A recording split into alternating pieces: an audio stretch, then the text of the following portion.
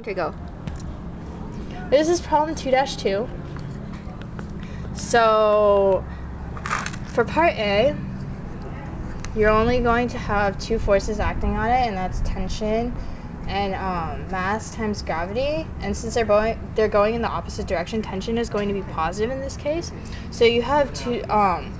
There's like twice the amount of tension because you have tension from the elevator and tension from his arm. So it's going to be 2t, and that's going to be minus mg. And then since there's no acceleration, that just equals 0, by the way. F equals ma. You should know that formula. If you don't, go get more help.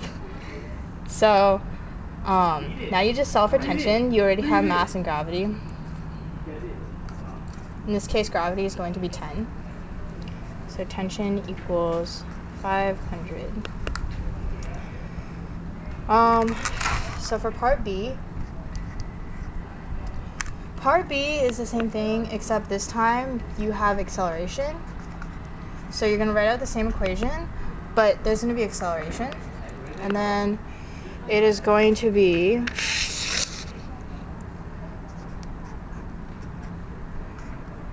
this will end up being mass is 100 times plus this mg, since we moved it over, is going to be the same thing as this one, so that's still going to be 1,000. And then tension is going to equal 600.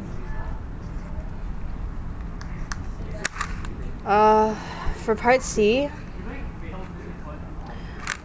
this time you're solving from the normal force, so you have to get all the forces acting on this system.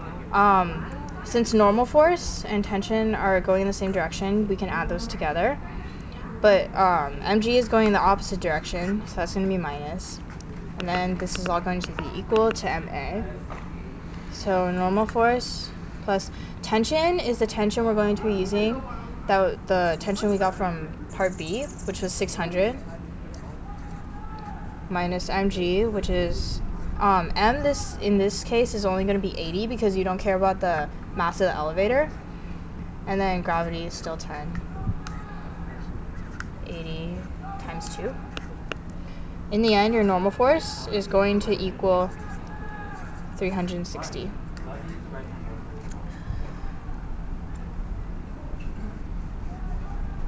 So for part D, you should know from your equation sheet that power is equal to work divided by time.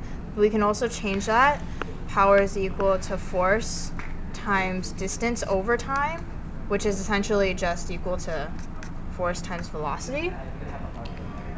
So then all you need to do is, this is just going to be P equals force is going to be equal to mg and then times v.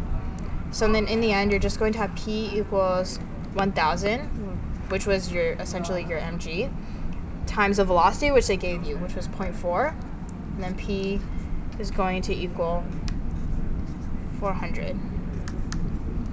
Yay, we're done!